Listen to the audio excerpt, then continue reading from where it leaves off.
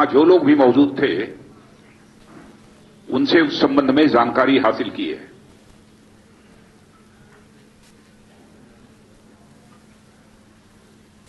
अधिकारियों के माध्यम से और लोगों के माध्यम से और साथ ही साथ मीडिया के माध्यम से जो जानकारी प्राप्त हुई है कि अब तक 18 कैजुअलिटीज हुई हैं। अप्रॉक्सीमेटली 124 लोग इंजर्ड हैं। 3 हॉस्पिटल्स में जहां पर सीरियस इंजर्ड पेशेंट्स एडमिटेड हैं, वहां पर भी हम लोगों ने विजिट किया है। बहुत ही पैथेटिक सीन रहा है।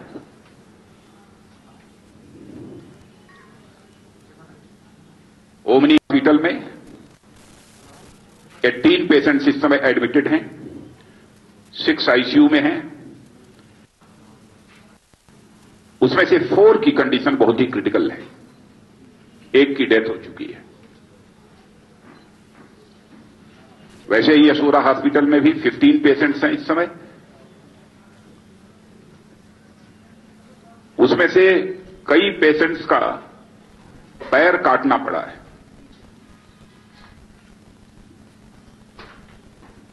मल्टीपल फ्रैक्चर होने के कारण यह पॉसिबल नहीं था कि उसे ठीक किया जा सके।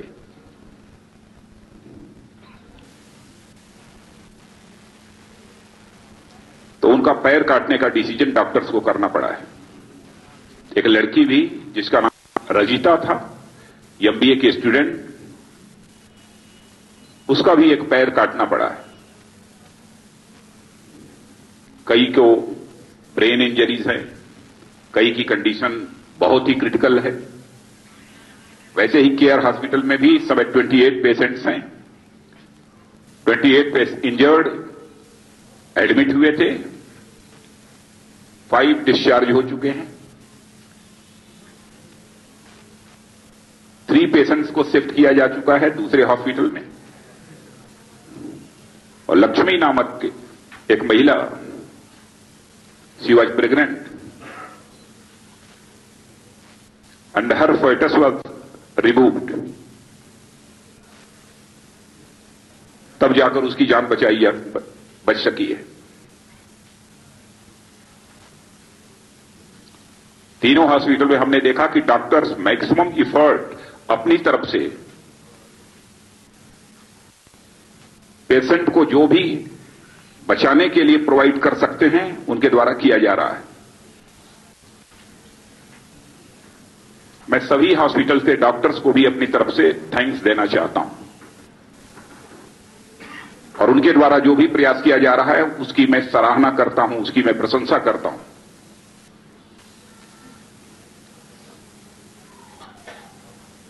मुझे आश्चर्य है, जैसा होम मिनिस्टर ने कहा कि उन्हें इस बात की जानकारी पहले थी, इसलिए हाई अलर्ट की एडवाइजरी देश के सभी स्टेट्स को जारी कर दी गई थी।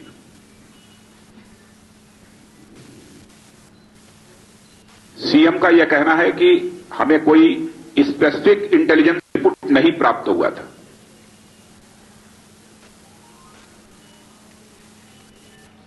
चीफ सेक्रेटरी का भी यही कहना है कि जनरल जो एडवाइजरी जारी की जाती है उसी प्रकार की एडवाइजरी जारी की गई, लेकिन स्पेसिफिक कोई इस टेररिस्ट अटैक के बारे में जो इनपुट प्राप्त होना चाहिए था सेंट्रल गवर्नमेंट के द्वारा, वह प्राप्त नहीं हुआ।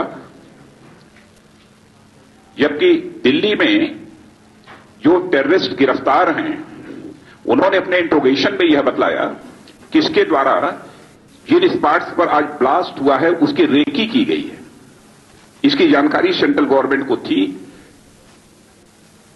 उसकी रेकी हो चुकी है इन दोनों स्पॉट्स की। तो मैं समझता हूं कि स्टेट गवर्नमेंट को तुरंत सेंट्रल गवर्नमेंट को बतलाना चाहिए था।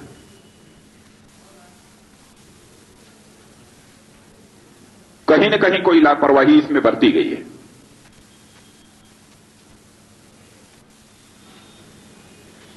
यह बहुत ही दुर्भाग्यपूर्ण है। जो टेररिस्ट 23 अक्टूबर 2012 को पकड़े गए थे, उनके उनके इंट्रोगेशन के द्वारा जानकारी प्राप्त हुई थी।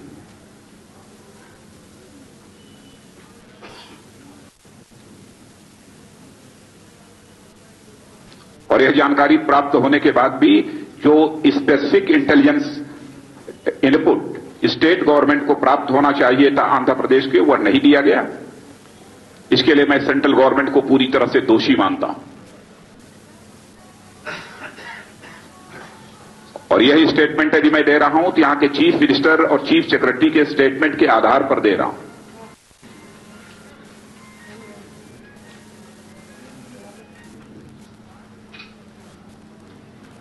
इस प्रकार की कोई इंटेलिजेंस की इंफॉर्मेशन यदि सेंट्रल गवर्नमेंट को किसी स्टेट के बारे में प्राप्त होती है तो इसकी सूचना तुरंत कंसर्न्ड स्टेट गवर्नमेंट को उपलब्ध कराई जानी चाहिए।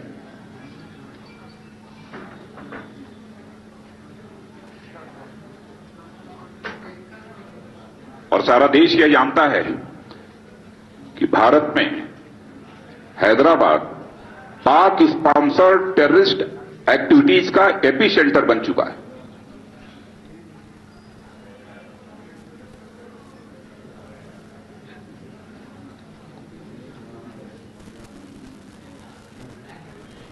टेररिस्ट एक्टिविटीज को रोकने के लिए हैदराबाद में कुछ गवर्नमेंट को, सेंट्रल गवर्नमेंट हो अथवा स्टेट गवर्नमेंट हो, स्पेशल अटेंशन पे करने की जरूरत है।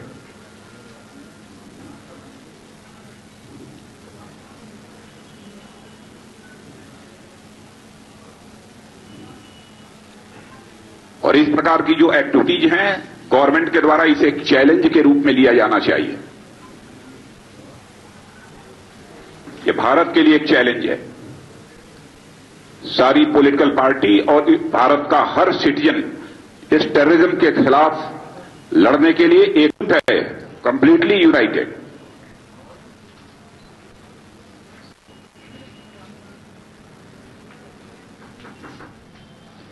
लेकिन गवर्नमेंट के अंदर एक फर्म कन्विक्शन चाहिए इस टेररिज्म को एक चैलेंज के रूप में एक्सेप्ट करने के लिए।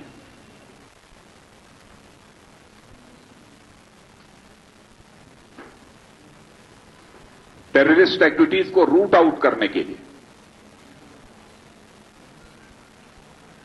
कहीं न कहीं उस कन्विक्शन की कमी दिखाई देती है।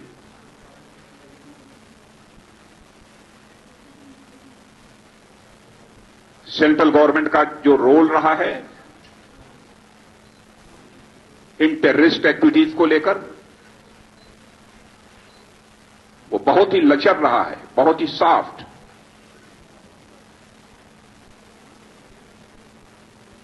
मुंबई में जब टेररिस्ट अटैक हुआ था 26/11 को, उसके बाद हमारे प्राइम मिनिस्टर ने कहा कि पाकिस्तान जो भी कल्प्रिट्स हैं उनके संबंध में इंफॉर्मेशन देने में अथवा उन्हें करने में सहयोग नहीं करेगा तब तक पाकिस्तान से कोई बातचीत नहीं की जाएगी। कुछ दिनों के बाद प्रधानमंत्री ने सीवीएम का प्रोसेस फिर प्रारंभ कर दिया।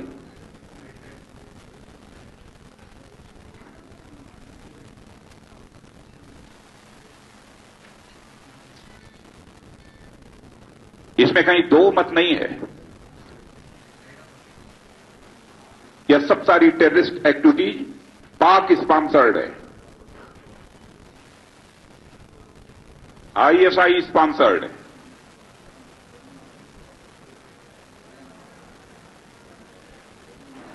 ऐसी सूरत में पाकिस्तान के साथ कॉन्फिडेंस बिल्डिंग मेजर का प्रोसेस चलाने का कोई मतलब नहीं है। फॉर द टाइम बीइंग कुछ समय के लिए सीवीएम का प्रोसेस रोक दिया जाना चाहिए, यह मैं गवर्नमेंट को सुझाव देना चाहता हूं। For the time being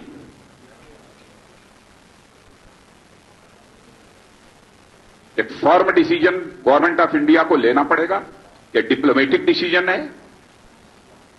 Pakistan के साथ भारत के जो डिप्लोमेटिक रिलेशंस हैं उसको for the time being scale down करना चाहिए।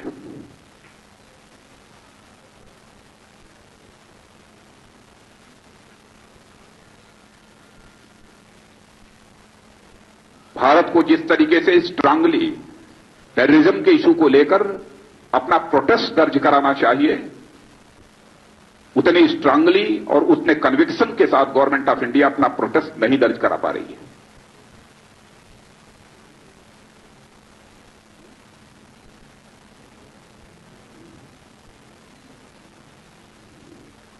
स्लीपर मॉड्यूल्स हैदराबाद ही नहीं, देश के दूसरे भागों में भी उनकी जानकारी होने के बावजूद उन स्लीपर मॉड्यूल्स को डिस्ट्रॉय करने के लिए जो गवर्नमेंट की तरफ से इफर्ट होना चाहिए, जो एक्शन प्लान होना चाहिए, वह देश में कहीं दिखाई नहीं देता है।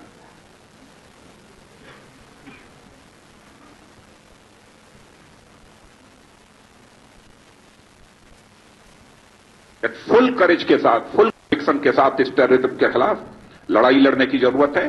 मैं गवर्नमेंट ऑफ इंडिया को मैं विश्वास दिलाना चाहता हूं कि भारतीय जनता पार्टी पूरी तरह से इस टेररिज्म के इश्यू पर इस गवर्नमेंट के साथ खड़ी हुई दिखाई देगी।